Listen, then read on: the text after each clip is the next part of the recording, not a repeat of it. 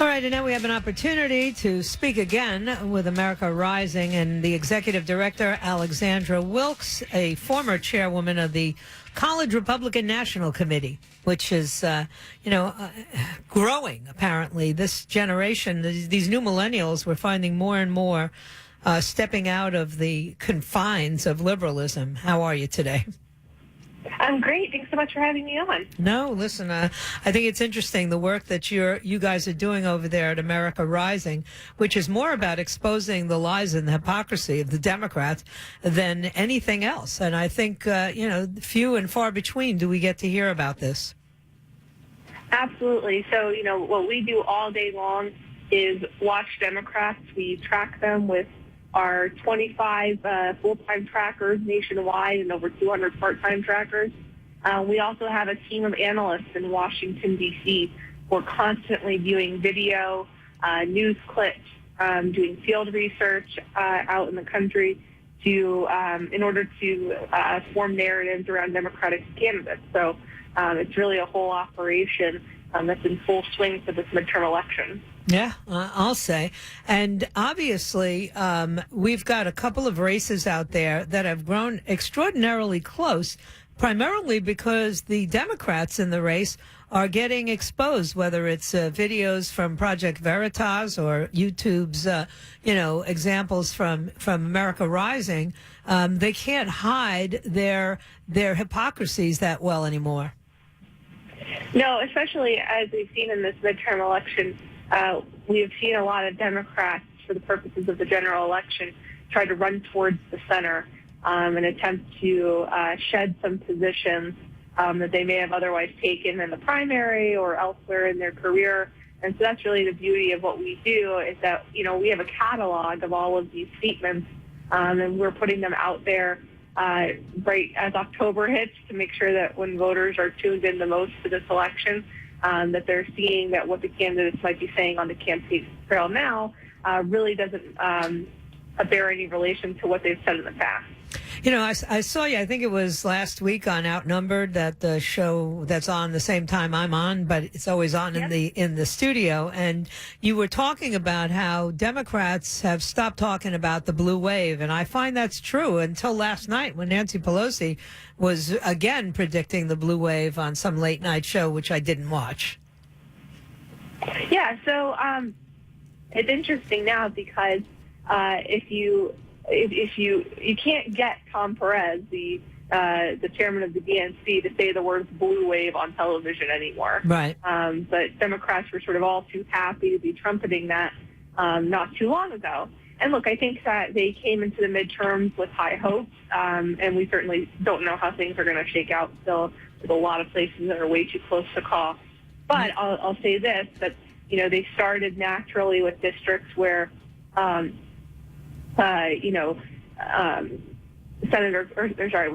started in districts where Hillary Clinton won in 2016, and there's a Republican congressman, so that was obviously a natural place for them to start. But then they started getting a little bit greedy, and I think thinking about seats in the 60 to 70 number range, and they expanded into places like Arkansas 2nd District, where they put up a TV ad for the guy. Well, now that Democrat is down by 12 points. So that's money and time that was wasted in an attempt to expand the map, where some of these Clinton districts are actually much closer in the battleground surveys than they had anticipated at this point in the race. So they're sort of dialing back the rhetoric on a blue wave. But that being said, for Republicans across the country, while their gains might not be as large as initially predicted, it's certainly no excuse to sit home or to rest on our laurels. Republicans really need to go out there and vote, because I can promise you this, the Kavanaugh hearings were just a small window into what a Democratic-controlled Congress would look like under this president. Yeah, well, that's for sure. But again, the news cycles are so quick and rapid and give such little opportunity for us to actually talk about issues. I mean, I had a race here in Florida between former Congressman Ron DeSantis and Mayor Andrew Gillum. You don't even have a chance to talk about where they differ on policies, medical coverage being one of the biggest, because, it's all about calling each other racist or under FBI investigation, and they never get to the subject of policy, even in debates. It's frustrating for the voters. I completely agree, and particularly at this stage in the race where, of course, after the summer when voters really start to tune in now to just sort of like pent-up personal attacks, I think is frustrating to a lot of voters. And I think in particular, some of the ramped-up rhetoric from Democrats is definitely a turnoff to independent voters, especially when you have former Attorney General Eric Holder, who's looking at running for president potentially in 2020, saying that we're going to kick Republicans, or Hillary Clinton saying that we could be civil after the election is over.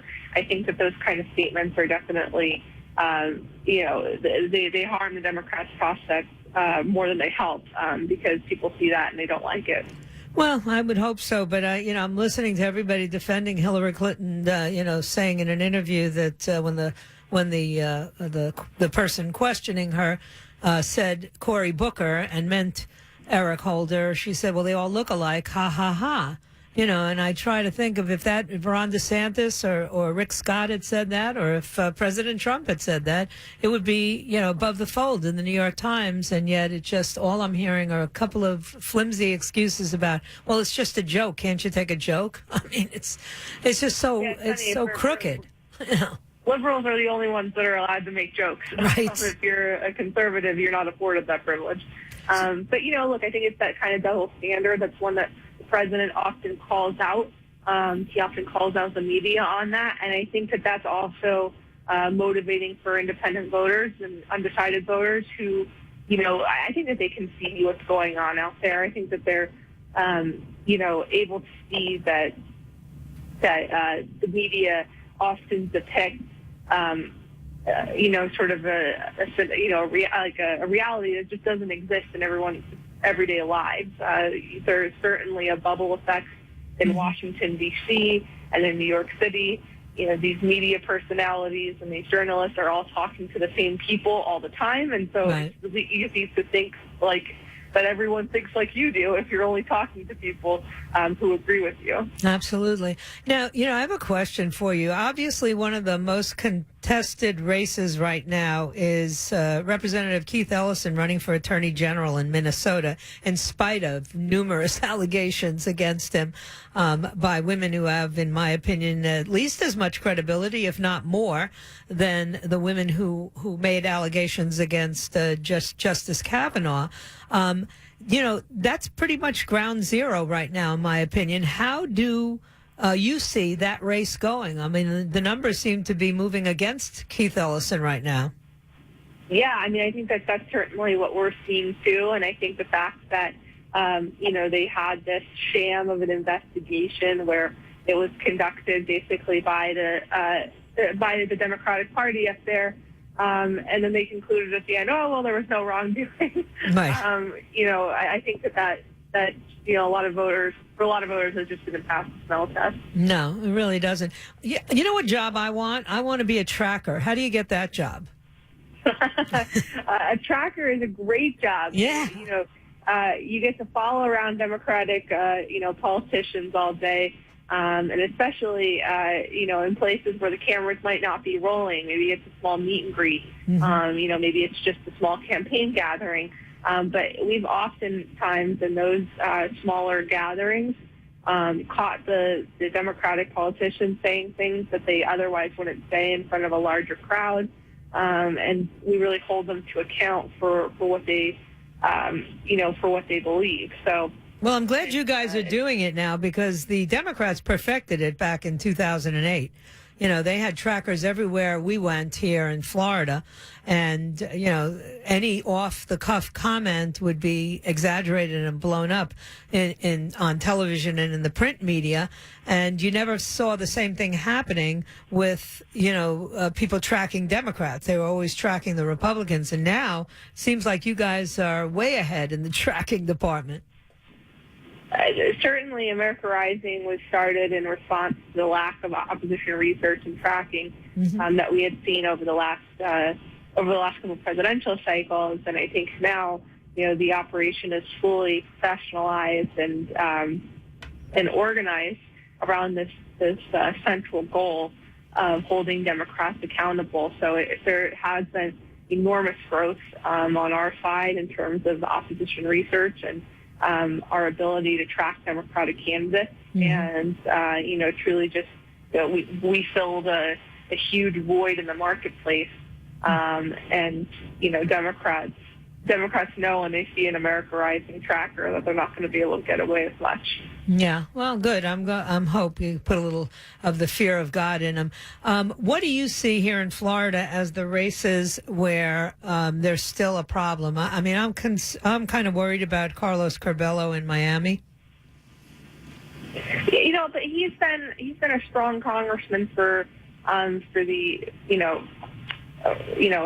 for that district. And his opponent has made some gaffes. He's run a strong campaign throughout. So I think for him, it's about showing the voters in his district that he represents their interests rather than, a more partisan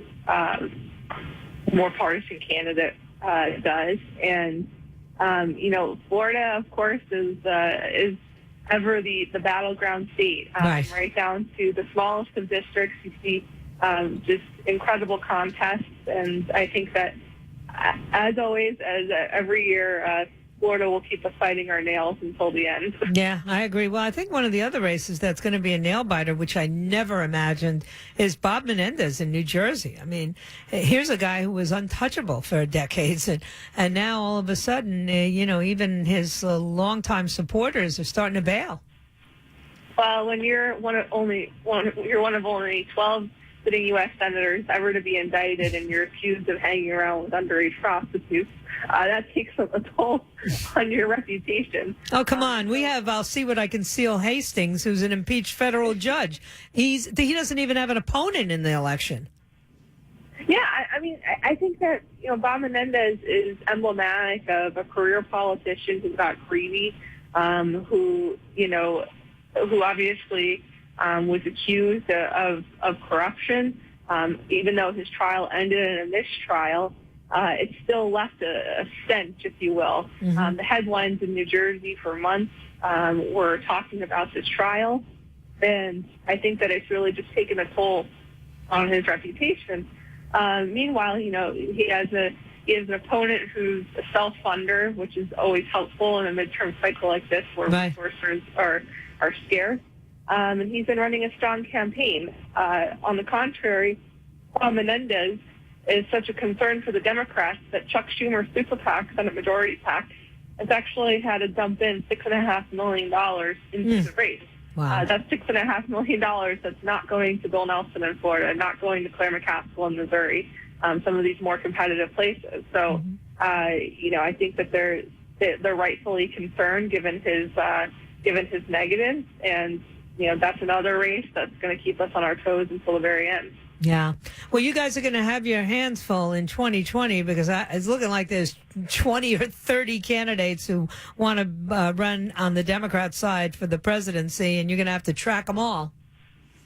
That is for sure. It seems like every day we wake up and there's a new person considering running for president. Yeah. I don't know if the state of Iowa is big enough to hold all the people who are considering running. Exactly. But, I think that that's the beauty of an organization like America Rising is that we're set up not just for the short term in terms of tracking and holding Democrats accountable for the midterm elections, but we've also had analysts methodically saving, following, and tracking the potential 2020 contenders who are not in the spotlight perhaps right now. And, that includes working our way through the Kavanaugh hearings where a lot of them try to stake out a place and make a name for themselves, talking specifically about Corey Spartacus Booker. Right.